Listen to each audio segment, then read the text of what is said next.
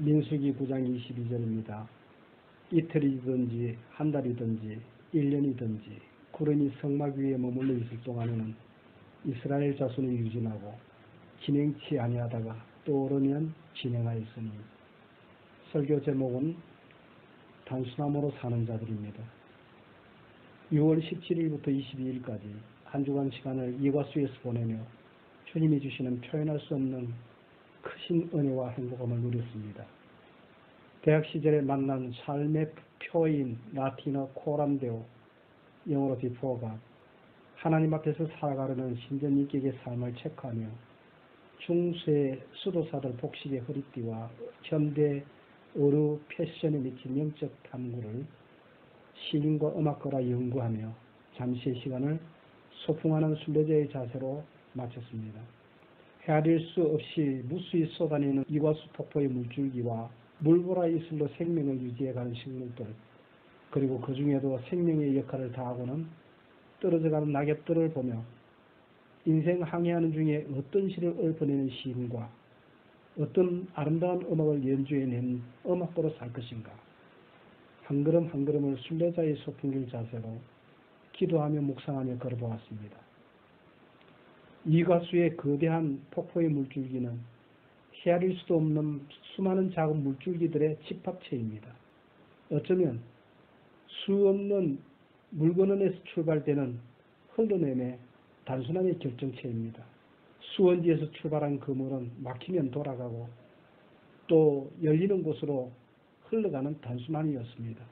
위에서 낮은 곳으로 험하고 좁은 것을 만나면 정신 차릴 틈도 없는 중에 유속의 빠름의 방향을 향해 자세를 가다듬으로 빠르게 반응하고 넓은 것을 만나게 되면 흐름도 감지 못할 정도의 유자적으로 흘러갑니다.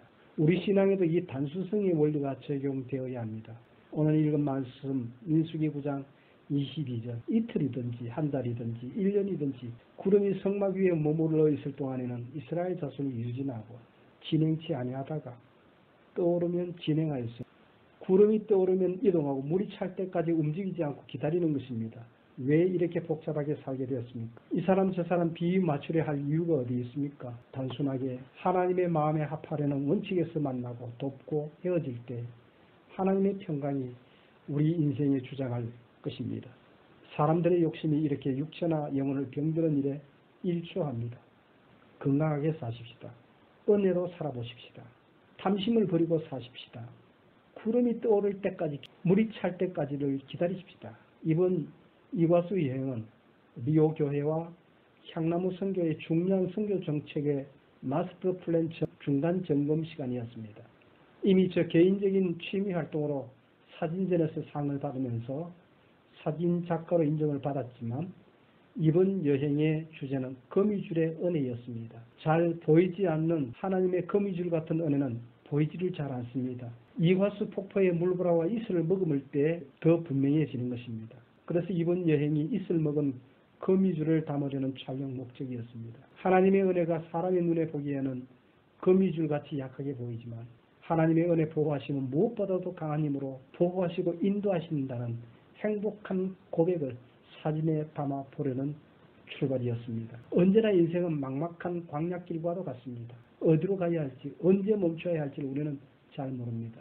또 이런 문제는 그 누구도 가르쳐 줄 수도 없는 문제입니다. 시간이 가면 갈수록 조급한 마음이 생기고 더욱 막막해집니다. 오히려 짧은 시간이 감사가 되기도 합니다. 변화없는 긴 시간들, 그런 상황에서 우리는 끊임없이 선택의 기로에 놓입니다. 어떤 경우에는 양갈래길에 서기도 하고 어떤 경우에는 세갈래 네가닥길에서 우리는 혼란스러워합니다. 더 우리를 힘들게 하는 것은 인생에는 지우개가 없다는 것입니다. 연필로 쓰고 지우개로 지우면 되는 그런 구조가 아닙니다. 한 번 결정하고 선택하면 되돌릴 수가 없다는 것입니다. 영화를 찍을 때는 NG가 나면 컷하고 다시 찍을 수 있지만 그러나 인생에는 그런 것이 없습니다. 그래서 우리는 매번 어떤 선택하고 결정할 때는 신중해야 합니다. 특히 하나님을 믿는 신자들에게는 무엇을 결정할 때 하나님의 뜻을 찾고 결정하는 일이 중요합니다. 왜냐하면 이것을 통해서 우리의 믿음이 나타나고 신앙이 드러나기 때문입니다. 우리가 얼마나 하나님의 뜻을 잘 분별하고 인도함을 받는 것이 우리 신앙의 잣대가 되기 때문입니다. 그래서 우리는 늘 하나님의 뜻을 잘 분별하고 잘 쫓아가는 훈련을 계속해서 해야 합니다. 분명한 것은 하나님께서 일하신다는 믿음의 확신입니다. 사람들의 눈에 바르게 보이지 않더라도 하나님이 안 일하시면 아닌 것이 원칙입니다. 행복한 신앙인들의 고백에는 원칙이 있습니다. 단순하게 살라는 것입니다. 하나님이 기뻐하시는가? 하나님께 영광이 되는가입니다. 인생에는 중요한 원칙이 있습니다. 이 원칙이라는 것은 검증된 단순함이라는 뜻입니다. 상황이 복잡할수록 원칙으로 돌아가야 그 복잡하고 다양한 문제가 쉽게 한순간에 풀려져 갈 수가 있습니다. 그럼 우리 성도들의 인생에 변할 수 없는 가치가 무엇입니까? 하나님을 기쁘시게 하는 이것이 우리의 목표이고 또 그것이 원칙입니다. 그러므로 복잡한 문제를 만날 때 이 단순함의 원칙을 꼭 기억해야 합니다. 이것을 하나님께서 기뻐하실까? 이것에 확신이 생기면 용기를 내서 하면 되고 아니면 그만두는 것입니다. 이럴 때 하나님이 기뻐하시는 인생이 될 수 있고 올바른 길을 걸어갈 수 있게 되는 겁니다. 어떻게 사는 것이 잘 사는 것일까? 돈이 많아도 잘못 살 수가 있고 돈이 없어도 잘 살 수가 있습니다. 어떻게 사는 것이 행복하게 사는 것일까? 본문의 이스라엘 백성들은 광야길을 행할 때 어떤 기준으로 행할지를 잘 보여주는 본문입니다. 광야 행진의 원칙을 제시하는 원칙은 아주 단순하고 간단합니다. 성막의 구름이 기준입니다. 그래서 성막의 구름이 떠오르면 떠나는 것입니다. 성막의 구름이 머물면 머무는 것입니다. 성막의 구름을 통해서 머물 때와 떠날 때를 결정합니다. 이것이 순례자의 걸음을 걷는 기본 원칙의 단순함입니다. 민수기 9장 15절 성막 위에 머무는 구름은 하나님의 임재를 상징합니다. 그래서 시내산에 빽빽한 구름이 덮여집니다. 십계명을 받을 때도 구름이 덮여진 현상입니다. 이것은 신약에서도 마찬가지입니다. 변화산상에서 변화하실 때에 모세와 엘리야가 나타납니다. 구름이 덮였습니다. 주님이 성천하실 때 구름 속으로 가셨고 이 땅에 다시 오실 때도 구름 타시고 오십니다. 구름이란 하나님의 임재 영광을 상징합니다. 구름을 따라 살라는 것은 하나님의 임재를 따라 하나님의 명령을 따라 하나님의 말씀을 따라 살라는 것입니다. 우리가 GPS 글로벌 포지셔닝 시스템을 하나님의 위치, God 포지션 시스템, 하나님이 지시하는 시스템을 따라 살아가라는 것입니다. 세상 사람들이 GPS를 통해서 길을 찾지만 우리는 God GPS, 하나님의 GPS를 찾아야 하는 것입니다. 이 GPS는 보이지 않는 밤에도 불기둥으로 나타나 역사하시고 어둠 가운데 빛으로 역사하시고 추운 밤을 따뜻하게 하는 보온과 조명 역할을 하십니다. 하나님은 그 백성들의 길을 인도하실 때 항상 구름기둥과 불기둥으로 앞서서 인도하십니다. 또 이 두 기둥은 하나님의 백성들을 지켜주는 역할을 합니다. 애굽의 군대와 군사들의 추적 속에 구름을 덮어서 적들의 병사들이 길을 잃고 멸망하게 합니다. 광야에서 두 불기둥과 구름기둥은 때에 따라서는 적절한 냉난방 장치입니다. 낮에는 구름기둥으로 시원하게 하고 밤에는 불기둥으로 따뜻하게 하는 역할을 합니다. 하나님의 인도하는 보호막과 나침반입니다. 그런데 민수기에 들어오면 성막 위에 위치하는 구름으로 인도하시는 것입니다. 성막이 완성된 이후에는 구름기둥으로, 그러나 구름이라도 다 구름이 아니고 특정한 장소 위, 곧 성막 위의 구름을 말하는 것입니다. 이것은 아주 중요합니다. 아무 구름이나 뜬다고 구름을 쫓아가는 것이 아닙니다. 여기서 중요한 것은 성막입니다. 구름이 중요한 것이 아니고 하나님의 임재 장소, 하나님의 만남의 장소, 성막입니다. 구름이 중요한 것이 아니고 여호와의 명령을 따라 움직인다는 강조입니다. 하나님의 메시지를 전달하는 통로로서 구름을 사용하셨습니다. 그러므로 구름보다 더 중요한 것이 하나님의 말씀 메시지입니다. 이걸 혼돈하면 안 되는 것입니다. 하늘의 구름을 보고 길흉을 점치고 언제 떠날지를 결정하는 자연현상이나 자연신앙, 신비현상, 샤머니즘에 빠지지 말라는 것입니다. 하나님의 명령을 따라 살라는 것입니다. 그 명령이 구름이라는 수단을 통해서 전달되는 것입니다. 하나님 중심으로 살아라. 하나님의 지시를 받고 살아라. 하나님의 말씀을 붙들고 살아라. 하나님의 백성은 하나님의 명령을 따라 살아야 한다는 그 말씀입니다. 민수기 9장 20절에 21절에 혹시 구름이 장막 위에 머무는 날이 적을 때에도 그들은 다만 여호와의 명을 조차 유진하고 여호와의 명을 조차 진행하였으며 어떤 때는 저녁에 도착해서 열심히 텐트 치고 핀 받고 하는데 그 다음날 떠나라는 것입니다. 저녁이 되고 아침이 되는 그 하루 사이에 며칠 머물겠구나 그러고 있는데 다시 텐트를 걷었고 짐을 싸고 애들을 덜쳐업고 떠나라는 것입니다. 민수기 9장 22절에 이틀이든지 한 달이든지 1년이든지 구름이 성막 위에 머물 동안에는 이스라엘이 유진하고 진행치 아니하다가 떠오르면 진행하였으니 예측할 수 없는 움직임입니다. 이 자리에 하루가 될지 한 달이 될지 1년이나 될지 2년이 될지 아니면 40년이 될지 어느 시간이 될지 모릅니다. 기다린다는 것이 얼마나 힘든 일입니까? 여행할 때 제일 쉬운 여행은 좋은 호텔이 예약되어 있고 좋은 그 관광지를 볼 수 있는 예약된 여행일 겁니다. 크루즈 여행도 아주 좋은 여행이죠. 그런데 이스라엘 백성들의 여행은 매일 텐트 치고 텐트 걷고 힘든 여행입니다. 여호와의 명령에 철저하게 어떤 인내가 수고가 필요하더라도 기간에 제한 없이 하나님의 명령에만 철저히 순종했습니다. 앉고 일었음을 하나님이 정하시는 것입니다. 머물라면 머물고 떠나라면 떠나는 것입니다. 어떤 의미에서 1년 내내 한자리에 머문다는 것은 평안하다 생각도 들 것입니다만 그렇지만 언제 떠나야 할지 언제 천막을 걷어야 할지를 기다리는 자에게는 힘든 일이기도 합니다. 하루 이틀에 한 달, 두 달에 천막을 걷어야 했던 이스라엘 백성들에게는 오히려 한자리에 오래 머무는 시간이 되면 될수록 조급해지고 답답해지기도 했습니다. 지겹습니다. 무료합니다. 변화가 있었으면 좋겠다. 아침에 눈 뜨면 펼쳐지는 황량한 사막의 무료함이 보입니다. 이것이 가나안을 목적으로 가는 순례자들의 걸음이었습니다. 무료함이 밀려오는 그 어느 순간에 구름이 고장났나? 이 변화 없는 지금부터는 바람 따라 살아야 되는 것이 아닌가? 그런 혼동이 생기기도 합니다. 그러나 하나님은 구름이 움직이는 대로 행하라는 것입니다. 시간은 하나님이 정하신다는 것입니다. 절대적으로 순종하라. 하나님 백성의 삶의 원칙입니다. 단순함의 원칙입니다. 크게 보면은 하나님의 자녀들이 가게 될 목적지는 이미 약속하시고 정해주신 가나안입니다. 문제는 거기까지 가는 과정입니다. 여기서 목적도 하나님이 정하셨지만 거기 이르는 모든 과정도 하나님이 정하신다는 것입니다. 하나님이 우리 인생의 지도입니다. 너희의 지도를 따라 살아가지 말고 하나님이 저 하늘 위에서 그려준 그 하늘 위의 지도를 따라 살아가라. 우리의 삶은 광야의 삶입니다. 인생길에 대해서 너나 할 것 없이 우리 모두는 무지합니다. 그래서 더 혼란을 겪습니다. 그럼 이 시대는 어떻게 인도함을 받아야 됩니까? 세상을 창조하신 이후에 시대가 변해가면서 하나님의 인도 방식도 계속 엇갈리게 되었습니다. 구약시대 모세에 의해서 성막이 완성되고 후계자 여호수아 시대에는 성막 안에 있는 언약궤의 인도함을 받았습니다. 이제는 구름을 보는 것이 아니고 언약궤를 보고 따라갑니다. 하나님의 인도하심이 바뀌었습니다. 신명기 31장 26절에 언약궤는 곧 율법적이다. 말씀으로 인도하는 것입니다. 마가복음 9장 7절에서도 이제 예수님으로 그 인도가 바뀌어지고 있습니다. 이제는 그리스도의 말을 들어라. 하나님 아들의 말을 들어라. 새로운 계시입니다. 하나님이 인도하신 새로운 길입니다. 이제는 원칙적이고 바른 행복의 길이 제시되었습니다. 예수 그리스도가 가르치시는 말씀이 새로운 행복의 지도입니다. 그분 자체가 길이시고 그분은 내가 곧 길이요 진리요 생명이시다고. 예수님 자체가 길이십니다.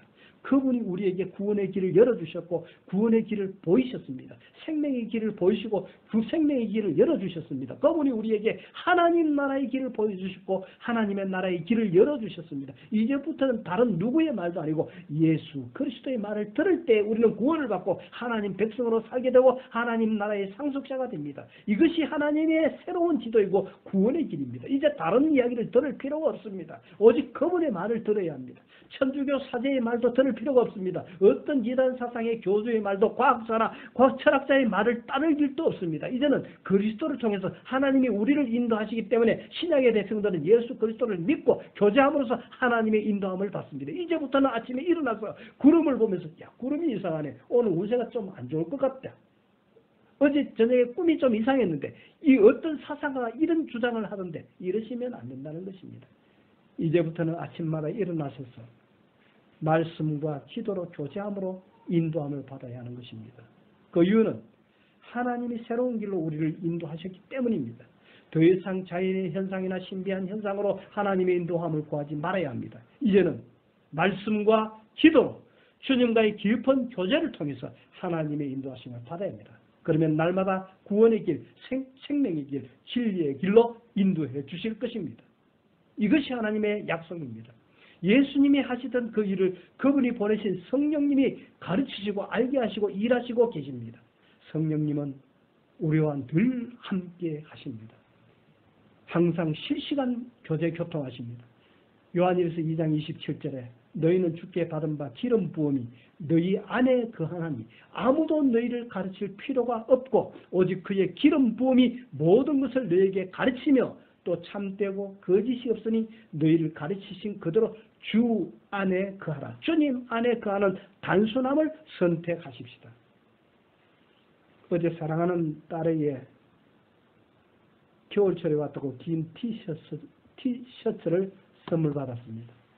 어떻게 딸이 주는 것만 받아 있겠습니까? 아버지로서 딸에게 옷 사 입는데 보태라고 조그만 돈을 통장으로 입금해 주었습니다.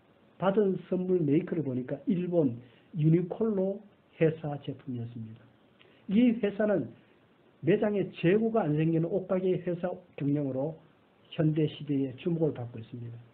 그들의 경영 방법은 인공지능과 사물 인터넷 실시간으로 재고 체크를 하고 그리고 빅데이터로 소비자들의 기호를 파악하여 상품을 기획하고 제작하고 마케팅하는 전 과정을 통계학적으로 분석하고 업데이트하며 운영하기 때문에 재고가 안 생기기 때문에 계속 성장하는 의류사업 기업이 되는 것입니다.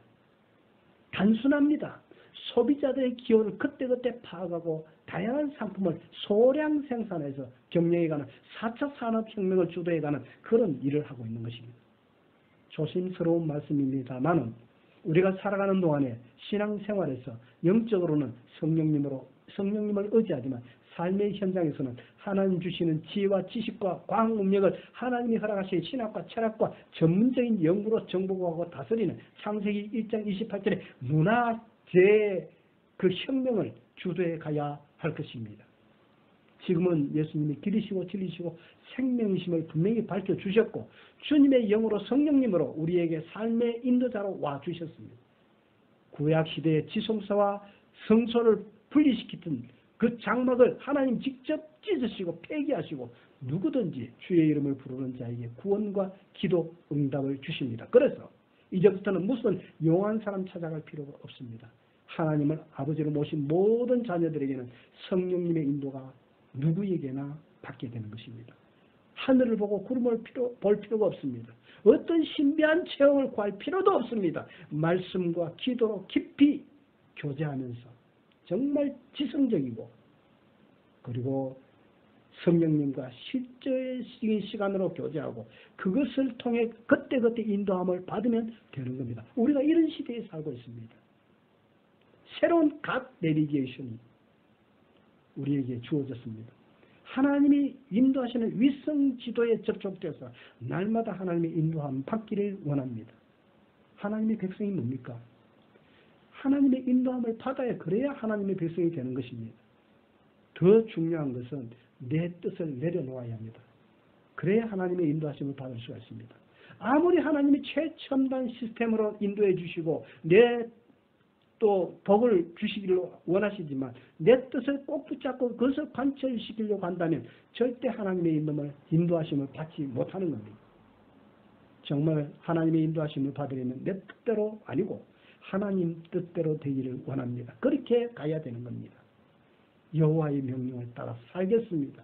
이 순종의 마음이 있어야 하는 것입니다.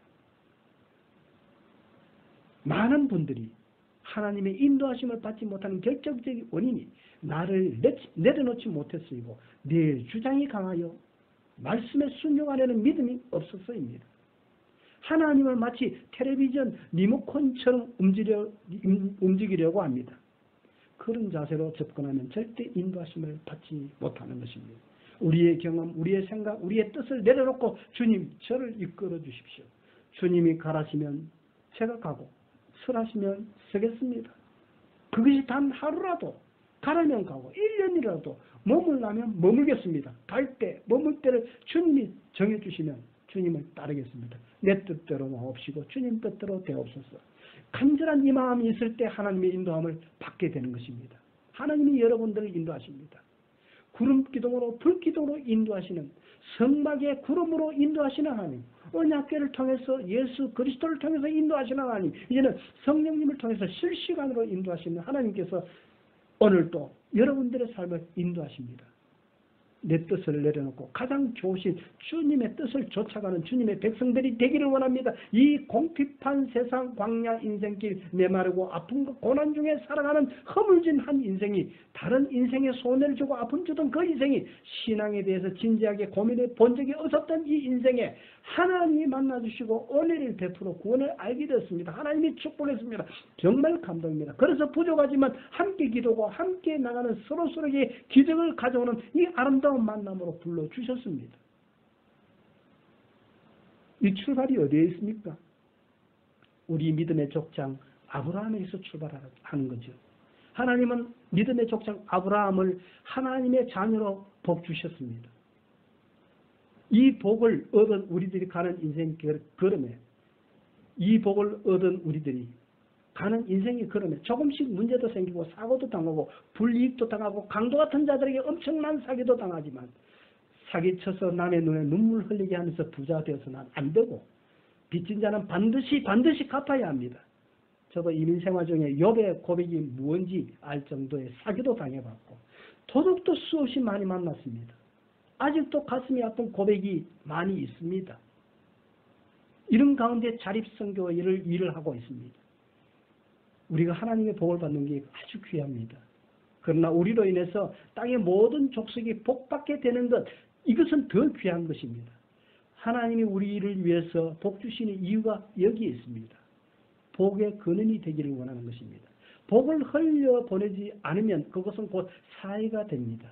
죽음의 바다가 되는 겁니다. 원래 이 죽음의 바다 사해도 물을 흘려보내지 않아서 그렇게 된 것입니다. 들어올 때는 맑은 물이 분명히 들어옵니다. 그러나 그 물이 흘러내지 않고 흘러가지 않을 때 그 바다는 죽음의 바다가 되고 하나님이 우리에게 한량없는 복을 부으시는데 그 축복이 흘러내려가지 않을 때에 생명의 원천이 될 수가 없고 또 복의 근원이 될 수가 없습니다. 그러나 하나님은 우리에게 복의 근원이 되라는 단순한 그 복을 주셨습니다. 작은 것이라도 나누는 그런 부자가 되라는 겁니다. 서로가 서로에게 도움이 되라는 그런 단순한 부름이었습니다. 가진 자가 결코 부자가 아닙니다. 세상에 가지면 가질수록 불안합니다. 소유하면 소유할수록 머리가 아픕니다. 관리하고 지키는 에너지가 더 필요합니다. 어쩌면 모든 것을 내려놓고 그날 살아가는 하루하루의 삶이 매력 있는 행복한 삶일 수가 있습니다. 누가 부자입니까? 정말로 만족하는 사람이 부자입니다. 말씀하신 길로 가야 부자로 살 수가 있습니다. 행복하게 살 수 있습니다. 하나님의 원칙으로 단순함으로 돌아가십시다. 정말 잘 산다는 의미가 무엇입니까? 하나님이 복 주시는 걸로 가는 단순함을 선택하십시오. 이 은혜 함께 하시기를 축원합니다. 하나님 보시기에 잘 사는 우리가 되게 하옵소서. 하나님 보시기에 잘 살게 하옵소서. 세상 사는 날 동안에 항상 빈부로 교차합니다. 그리스도인들로서 검소하게 아껴 베풀며 사는 게 잘 사는 겁니다. 공급하시는 하나님 바라보며 살아가는 것이 행복한 삶입니다. 약속의 복을 믿음으로 붙들고 살 때 행복한 것입니다. 이 행복으로 충만하소서. 물질만 바라보지 말고 하나님 앞에 바른 길을 걷고 사는 우리가 되게 하옵소서. 그러나 머리는 알지만 실천한 힘이 우리에게는 없어서 하나님의 능력을 구하는 겁니다. 하나님의 능력은 인생에 너무나 소중합니다. 마지막으로 사기꾼을 구별하는 단순함이 있습니다. 사기꾼들은 와서 돈 좀 빌려달라고 그렇게 말하지 않습니다. 왜냐? 빌려가면 갚아야 되거든요. 내가 이런 좋은 계획이 있는데 여기 투자해라. 투자하면 안 갚아도 되는 겁니다. 사기꾼들은 투자를 받지 절대 돈을 빌리지 않습니다. 왜? 빌리면 갚아야 하고 안 갚으면 책임이 따라오기 때문입니다. 저도 이런 부분을 상당히 조심스럽게 살지만 그래도 당하고 그래도 뺏깁니다. 조심스럽게 세상을 살아내고 또 건너가야 할 과정들이 많습니다. 아무리 조심해도 덫을 놓고 들어오면 그 누구도 보장받을 수가 없습니다. 하나님이 우리 인생을 지켜주셔야 합니다. 그리고 혹시라도 돈을 빌렸다면 꼭 갚으셔야 합니다. 이것이 하나님 나라 백성들의 질서입니다. 세상법에는 부모가 사기해도 자녀에게는 책임이 없다는 그런 법이 있는 모양이지만 우리는 세상 법보다 더 큰 하나님의 복을 따라 살아가는 자들입니다. 아무리 막아도 복에 근원된 자에게 하나님 주시는 복을 막을 수는 없습니다. 사기꾼들은 빚 갚지 않고는 돈 떼먹고 부자 되는 줄 알지만 부자 되는 길은 하나님이 주신 말씀의 원칙으로 단순함으로 돌아가야 진정한 부자가 되는 겁니다. 성실하게 일하고 땀 흘린 소유가 바로 내 소유가 되는 것이 이 단순함의 원칙입니다. 기도하며 일하고 하나님 기억하며 모으고 돈 많은 부자가 아니고 마음에 만족감이 있는 자가 행복한 부자이고 혹시 빚을 얻었다면 반드시 갚아야 합니다. 사는 날 동안에 빚을 쓰지 않을 수는 없겠지만 10계명 중에 마지막 계명에 내 이웃의 소유를 탐내지 말라 그 말씀 계명이 있습니다. 빚은 갚아도 되고 안 갚아도 되는 것이 아닙니다. 우리는 이 큰 인생의 지혜와 가르침, 예수님의 영생의 복음을 빚진 자들입니다. 빚진 자라는 말은 하나님 크신 계획 가운데 이방인의 사도로 불렀다. 사도 바울에게. 하나님의 축복이 흘러가도록 계획을 가지고 계셨습니다. 그러기에 이방에서 자란 바울을 불러 사도로 세워 만드셨기 때문에 하나님의 계획이 없다면 하나님이 나를 불러 세우지 않았고 내가 사도가 될 수가 없었을 것이다. 이방인의 복음을 전할 이유와 목적이 있기 때문에 그 약속 때문에 나를 복 주시고 나를 사도로 만드셨기 때문에 내가 이 일을 하지 않으면 내게 책임이 있다고 사도 바울은 고백하고 있는 것입니다. 우리가 살아가면서 듣기 싫은 말씀도 아멘으로 받는 이런 선택을 하는 이유가 무엇입니까? 우리 모두가 하나님의 엄청난 은혜의 빚진 자이기 때문입니다. 나를 부르신 이유가 무엇인지 가만히 살펴보면 내가 빚진 자라는 것을 깨닫게 됩니다. 내가 이런 큰 은혜를 베푸신 이유를, 이 복을 주신 이유를 살피면 거기에 보면 하나님이 계시는 겁니다. 나를 구원하시는 복음의 말씀이 도덕을 가르치고 삶의 교훈까지 주시는 말씀입니다. 우리에게 하나님의 나라를 세우라고 부탁하십니다. 하나님 백성의 윤리를 회복해야 미래가 있습니다. 변칙이 아닌 원칙으로 돌아가야 복이 되는 겁니다. 사람을 기쁘게 하는 일이 아니라 하나님을 만족시키는 삶으로 돌이켜야 합니다. 우리 모두 인생을 살면서 물질적인 복도 많이 누렸으면 좋겠습니다. 복을 말할 때 아브라함을 말합니다. 창세기 12장 1절에서 3절에 복의 근원이 되라. 너를 축복하는 자에게 내가 복을 주고 내가 복을 받은 이유는 말씀에 의하면 하나님을 사랑하는 자들을 위해서 복을 빈 이유 때문이라고 생각이 됩니다. 저뿐만 아닙니다. 누구든지 복된 자를 향해 시기하고 질투하고 욕하지 않고 복을 빌 때 그 복이 내게로 주어진다는 것입니다. 이게 하나님의 방법을 따라가는 것입니다. 아브라함이 복을 받은 것은 본토 친척 아비집을 떠나 말씀을 떠나는 길이 복된 길이었습니다. 아브라함의 복된 인생은 아브라함에게서 그치는 것이 아니라 복의 근원이 되었다는 겁니다. 누군가 복을 받은 것을 추적해 올라가면 아브라함에게서 복이 왔고 그 복이 흘러와서 오늘 저와 여러분들에게 왔다는 겁니다. 아브라함 이후에 수많은 사람들이 복을 받게 되었습니다. 그 사람들이 아브라함을 축복했다고 축복한 그 사람을 복 주었다는 겁니다. 이것이 하나님의 약속이고 하나님의 질서였습니다. 내가 너를 축복하는 자를 내가 축복하리라. 여러분들 삶에 내가 당신의 만남이 복이었습니다. 그렇게 말하는 그 사람을 복을 주실 것입니다. 그 사람이 받은 복이 무엇입니까? 하나님의 사람을 복 주었기 때문에 그 복이 내게 또 복으로 주어진 것입니다. 종종 신실하게 살아가는 하나님의 사람들을 향해 무지하게 우습게 여기고 대항하면서 사는 어리석은 자들도 많습니다. 하나님의 말씀과 약속은 양날을 가진 금과 같습니다. 금과 도의 차를 아십니까? 칼, 도자를 쓰는 칼은 외날의 곡선이고 자루가 긴 것이지만 금은 양날의 직선이고 자루가 짧습니다. 히브리서 4장 12절 말씀에 하나님의 말씀은 살았고 운동력이 있어서 좌우의 날선 어떤 금보다도 예리하여 혼과 영과 및 골수를 쪼개기까지 하며 또 마음의 생각과 뜻을 감찰하니 하나님의 약속의 말씀은 양날이 되어서 믿는 자나 불신자나 동일하게 마음과 영혼을 수술합니다. 하나님의 말씀의 검은 이 세상을 사는 동안에 분명히 복되게 하고 우리를 도우며 빛된 삶을 살아가도록 약속의 말씀과 함께 빛된 삶을 살 때 여러분들 분명히 복의 근원이 되는 것입니다. 하지만 이 말씀을 거절하는 자에게는 저주가 되는 것입니다. 이게 양날의 성격입니다. 이게 금의 성격입니다. 말씀의 성격입니다. 설교의 성격인 것입니다. 하나님이 우리를 복의 근원으로 그렇게 만들어 주셨습니다. 너 때문에 땅의 모든 족속이 복을 받게 될 것이다. 복을 주시는 이유는 너 때문에 모든 족속이 복받게 하기 위함이다. 내가 무언가 가진 것에서 행복한 것이 아닙니다. 바라는 것을 갖고 얻게 되면 잠시 기쁨은 옵니다. 한 몇 개월. 그렇지만 그것으로 행복한 사람이 되어지지는 않습니다. 행복은 소유에 있지 않습니다. 절대 아닙니다. 이스라엘 광야 40년 씨 뿌리지 않고 먹고 살았죠.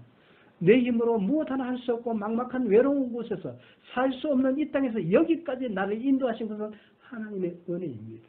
내 안에 예수님, 그분이 누구십니까? 행복을 가지고 있습니까? 지금까지 여기까지 인도하신 하나님이 당신에게 계십니까?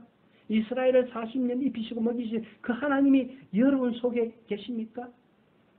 빈손으로 이 이민 땅 이방에 와서 아무것도 내 힘으로 살 수 없는 그런 지경에서 오늘까지 입히시고 먹이시고 길러주신 그 사랑이 얼마나 큽니까? 이민생활 여기까지 인도해 주시지 않으셨습니까?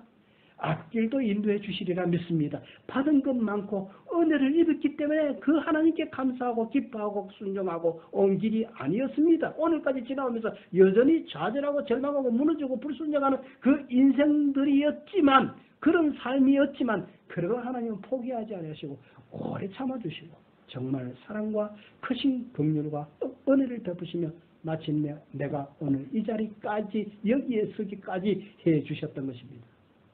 그 하나님이 계시기에 이제는 행복한 사람이라고 말할 수가 있습니다. 버리지 않으심의 행복이 있습니다. 오늘날까지 함께해 주신 행복이 있습니다.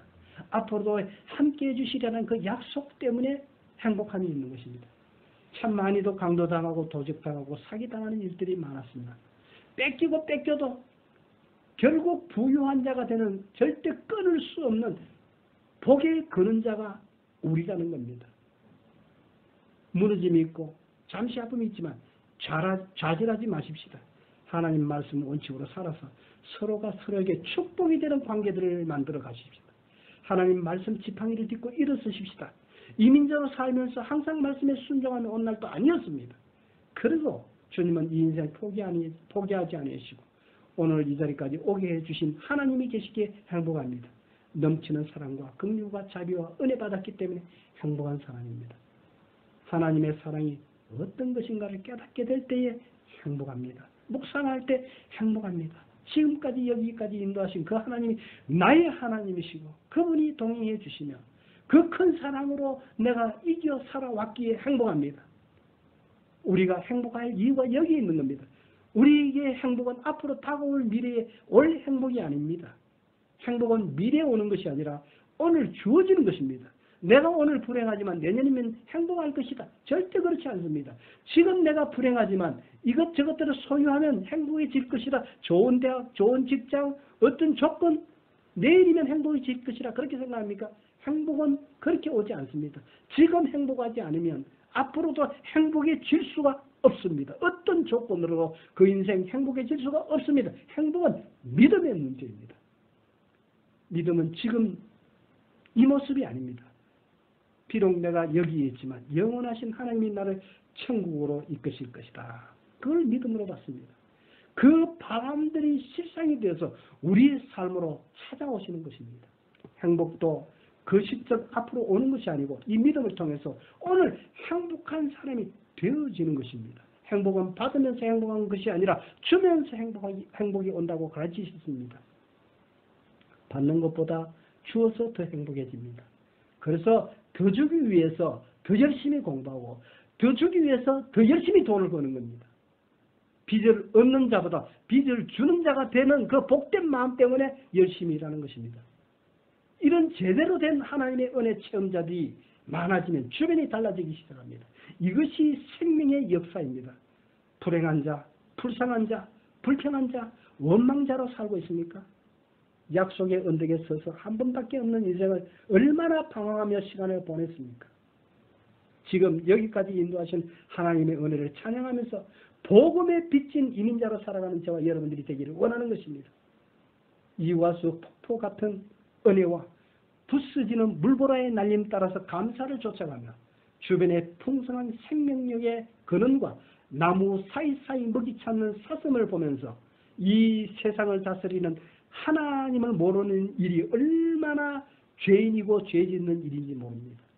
세상 끝날까지 함께 하시는 이 약속 붙들고 사람들 눈에는 거미줄이지만 우리에게는 생명줄이라는 이 감사로 날마다 하나님의 구원과 은혜가 얼마나 큰지를 부족하고 허물진 인생을 도우시러 오시는 내 안에 예수 그리스도 주님 십자가의 사랑으로 행복한 사람이 되시고 그 사랑을 깨달아 하루하루를 은혜로 살고 복의 그림자로 세워주신 은혜 독수리 날개 위에 보호하시는 보호하심을 입어서 우리로 인해서 모든 족속이 복되게 하신 그 목적을 이루어 가시는 행복한 사람을 누리신 여러분들이 되기를 축원합니다.